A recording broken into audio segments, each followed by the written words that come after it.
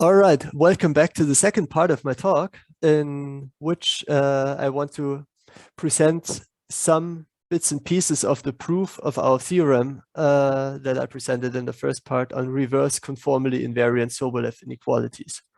So before we go further, maybe a very quick reminder. So we had a theorem that was about the validity or non-validity of a Sobolev type inequality, namely the question whether the following minimization problem, taking the infimum over quadratic form, generalizing the usual Sobolev integral over derivatives to the non-standard range of exponents s greater than n½ divided by or multiplied with the integral of u to some inverse power, whether this quantity has a finite infimum. If it does, then Sobolev inequality holds. Well, if it does not, then this is also interesting information. And what we have proved is precisely that when s minus n½ is positive but not too large, namely between 0 and 2, then the standard Sobolev inequality holds. The infimum coincides with what one expects from Sobolev inequalities. In particular, the optimizers are still given by the appropriate version of the conformal factors. On the other hand, if s minus n½ is too large and non-integer, then the same infimum is not achieved. And in fact, at least if n is greater or equal to 2, it is equal to minus infinity. So no inequality holds at all. We shall address both parts of this theorem here. And in fact, there are two different characteristics of the problem that will play a key role in each of those. For the existence part, it will be key to exploit the conformal invariance of the problem in various ways, as we shall see shortly. For the non-existence results, we often and mostly rely on clever test function constructions for some functions whose behavior we can control and for which at the same time we can evaluate the variational quantity precisely. And to have this precise evaluation, we usually construct our test functions using spherical harmonics, which are the explicit basis of eigenfunctions of the operator involved in our inequality. Let's start with discussing a bit in more detail the conformal invariance of the problem that has already been mentioned. So in fact, we have a nice conformal invariance property that can be phrased in the following sense.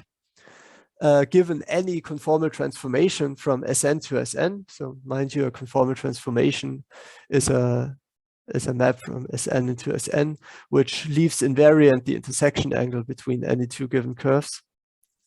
Then we can define a transformation of functions with respect to any such map phi, given as follows. So I compose U with phi and multiply against the corresponding determinantal factor. The determinantal factor is, as you may very well be familiar with, is chosen exactly in a way such that the integral that appears in our inequality, the pseudo LP norm, is invariant. For this choice of the transformation, it then turns out that, and this is the key property really, that the operator A2S is also invariant with respect to the same transformation in the following way. So A2S applied to the transformation of some U is a certain transformation with respect to the same phi of the same U, which is written here. So U upper phi is the same kind of transformation, only the power of the determinant here changes. So this is for maps between the sphere and the sphere. We also note that that we have a conformal map between Sn and Rn, which is the stereographic projection, and a similar transformation rule as the one we've just seen holds. So formally it is the same, but when using it precisely, one has to take a little bit of care. But this is no further problem for the argument. So this allows us to transform minimizing sequences and the likes in all kinds of ways, as we shall, and to use this to prove existence of a minimizer, as we shall see now. Okay, so armed with this conformal invariance properties and these conformal transformations, we can now attack the question of existence of a minimizer. Here I want to give a relatively detailed argument, which it might be hard to follow in real time in places, but so I hope what will come out of it is the important thing to observe is how this is perfused by the use of these conformal transformations to arrive at various normalization properties for the minimizing sequences in question. So how does this go? We start out with any minimizing sequence for our infimum, and we normalize it such by applying a simple conformal map, namely a rotation, that the minimum of it is found in the south pole, and then we multiply by a constant such that the maximum is equal to 1. Now, the important thing to observe here is that we are happy as soon as this converges. I mean, it will converge by the, since we have ensured here that everything is bounded, and so this is a minimizing sequence, it will converge to something, to a continuous function u. But the whole question is to know whether this function u is 0 in places. Indeed, suppose for a second that the limit function would be strictly positive everywhere, such as this u tilde that I'm talking about here. Since the limit function stays away from 0, the crucial point is that we have a uniform convergence of the inverses of the function, and it's the inverses of the functions that that go into the integral quantity that we need to control.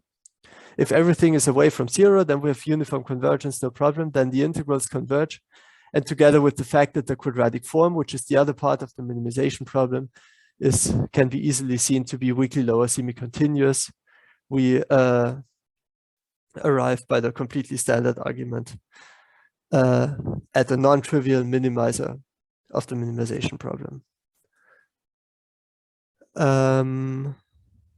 Okay, but now, of course, nothing guarantees that the limit function must be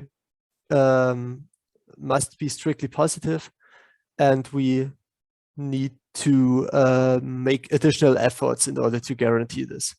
So this comes now. I claim that given this uj minimizing sequence, first minimizing sequence, still satisfying these normalization properties, I claim that I can construct another one by applying additional conformal transformations, for which I can argue that the limit must be strictly positive. So what do we do here? Let's start by the end. So I want to construct another sequence satisfying still that its maximum is 1. But now I require that the functions u tilde j take identical values in the north and the south pole. I can do this by applying a conformal transformation which is not natural on Rn, but which comes from the sphere. So here I'm using, so to say, two conformal transformations at the same time. First of all, I'm using the stereographic projection to construct a nice conformal map on the sphere, which would not be easy to formulate only in the context of the sphere. And then I use the conformal invariance of the minimization problem to check that Vj given by the transformation by phi j of the original function uj from the sequence. This yields another minimizing sequence, and of course by renormalizing just by dividing by an appropriate scalar, this u tilde j, which we consider, is still a minimizing sequence, which by definition satisfies this max property. And now the whole point is that if we do some computations, if we choose the dilation factor lambda j appropriately, then we indeed get this normalization here.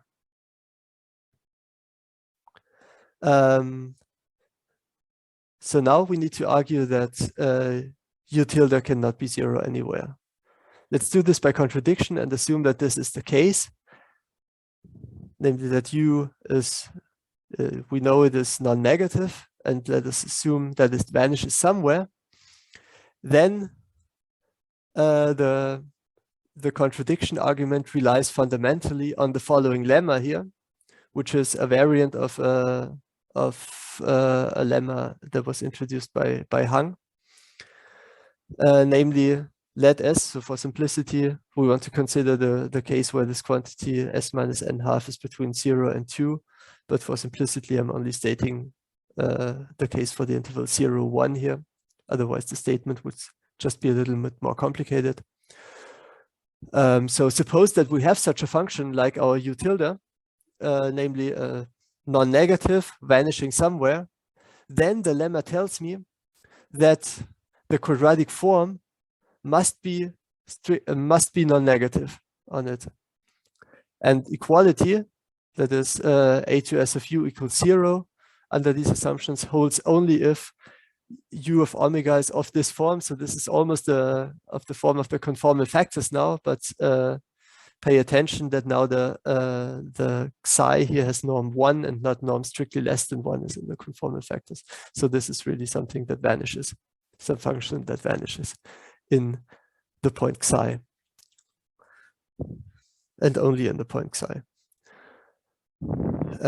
So armed with this lemma, we know that the quadratic form a to s of u tilde must be equal to 0, must be greater or equal to 0. On the other hand, since u tilde is the limit of a minimizing sequence, it is easy to see that at the same time a to s of u tilde must be less than or equal to 0, right? So for example, so there one needs to differentiate a few cases, but if you think of the case where the infimum is just already known to be a negative number,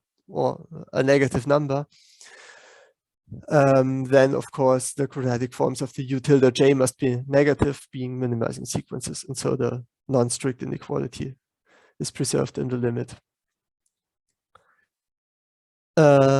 Okay, so in fact we must have equality in the lemma, and we know exactly what u tilde psi must be.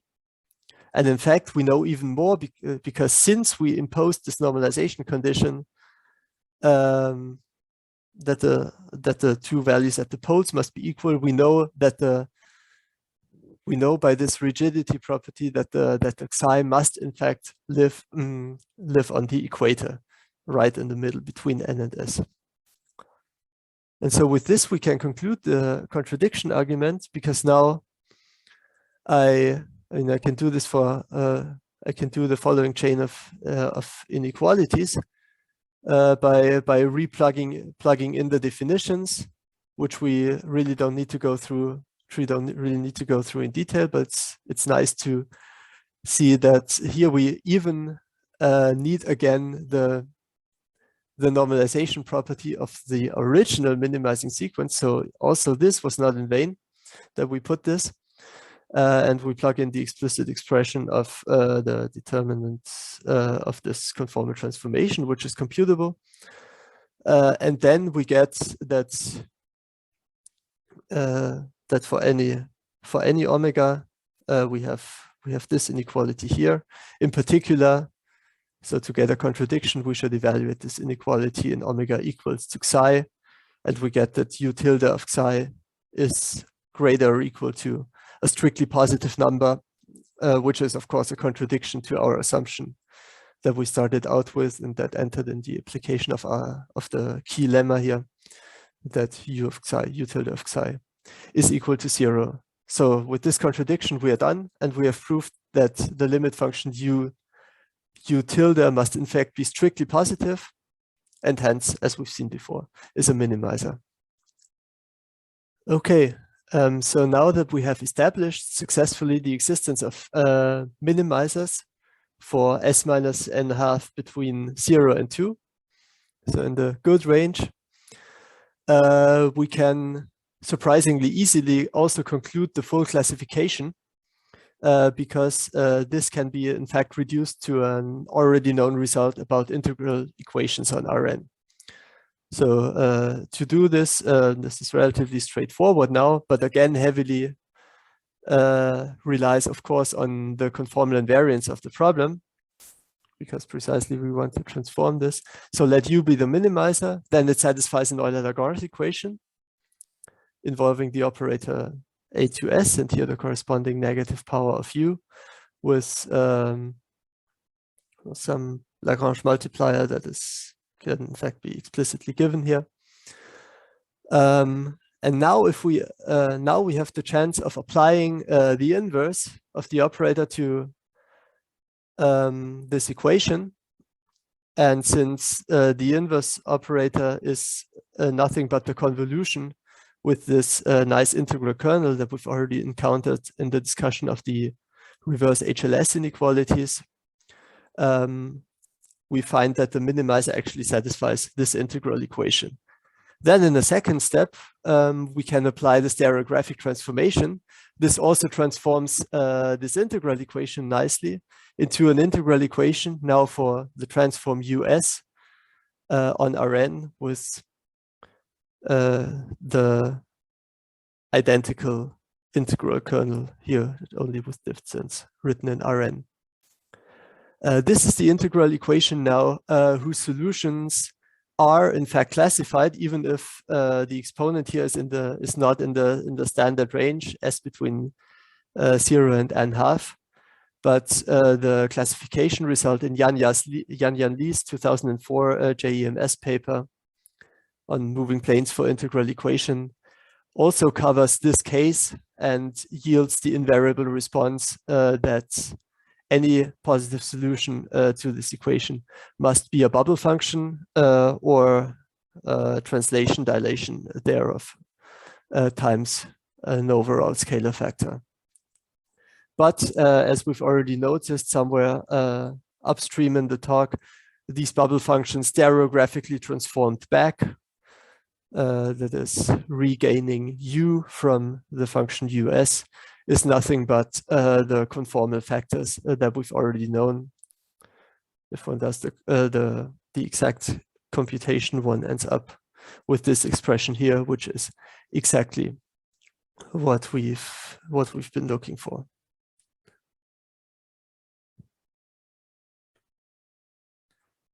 Now let us turn to the non-existence part of the argument. So there will be, as I pointed out near the statement of the theorem, there will be two different arguments giving non-existence. One generalizes the argument of Hang and does not give the value of the infimum, but it asserts that no local minimum can be attained. But I mean, no function u, positive function u, can be a local minimum when s minus n half is greater than 2. So this is now the exact complementary range that's compared to the one that we've treated in the existence part. And so altogether, this really gives the sharp statement from the theorem. So this is a generalization of Hang's argument, which says that there cannot be a local minimizer. The argument proceeds simply by finding a suitable test function for the second variation. So again, by applying a suitable conformal transformation to the minimizer, since whenever it exists, we know how to classify it. Because in fact, the argument that we've just seen also extend for the argument that we've just seen. This here is actually not essential. This was just to ensure that be able to say that there is actually a minimizer. So whenever it exists, we can classify it. So up to conformal transformation, it must be 1, constant function 1. But the second variation of our quotient functional at the constant function 1, we can explicitly compute. So it's given by the quadratic form plus the first eigenvalue times this integral plus this guy here. And we claim that we can find an appropriate test function that shows that this is non-positive semi-definite. Then the quotient has a negative direction. So the function in question, namely u equals 1, cannot be a local minimum. And it suffices for this to take phi to be any spherical harmonic of degree 2.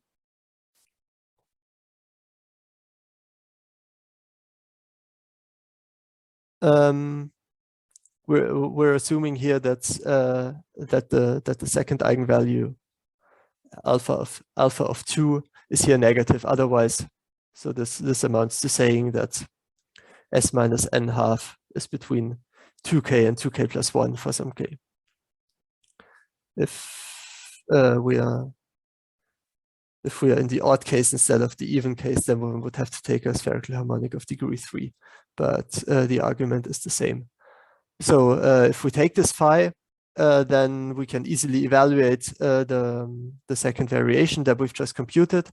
This one goes away because the integral of phi is 0.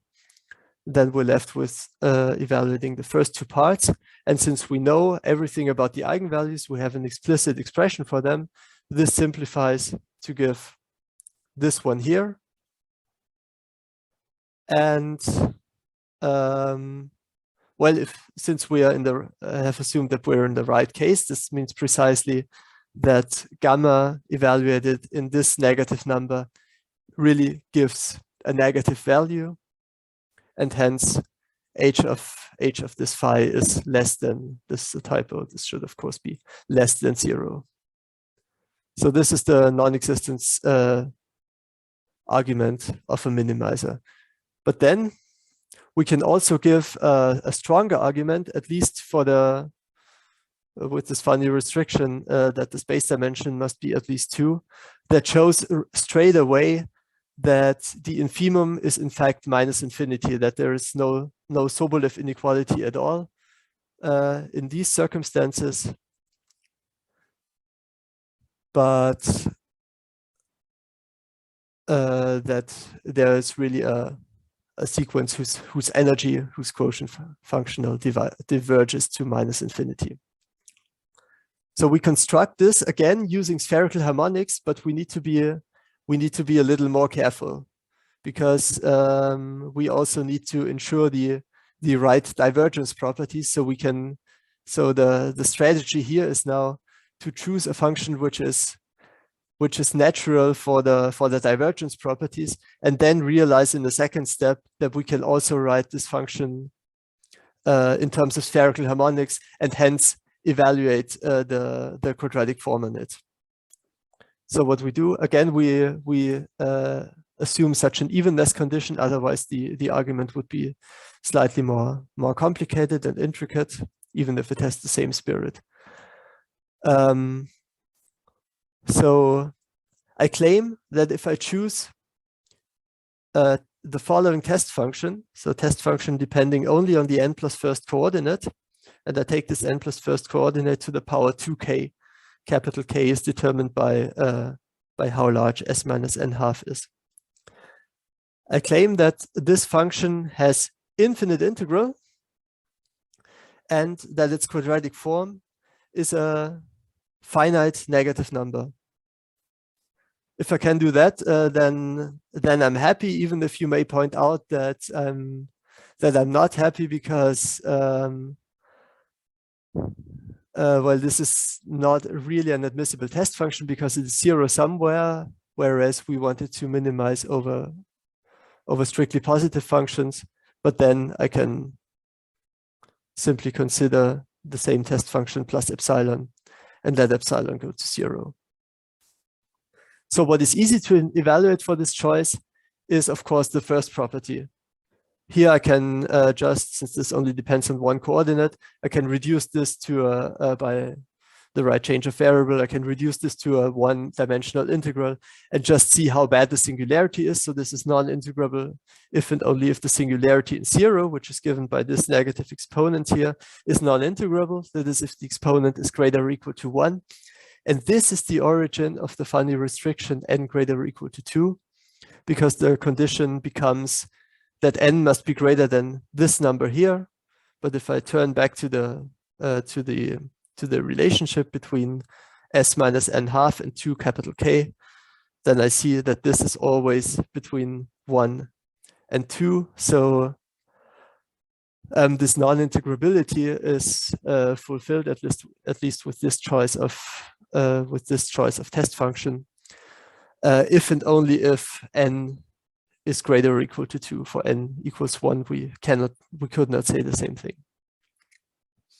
On the other hand, and this is, so to say, the key observation in this context, is that we can evaluate also the quadratic form, or we can make a statement on the sign of the quadratic form, namely say that it is not finite and negative, by writing this as a sum of spherical harmonics. And we can do that by introducing the ultraspherical or Gegenbauer polynomials.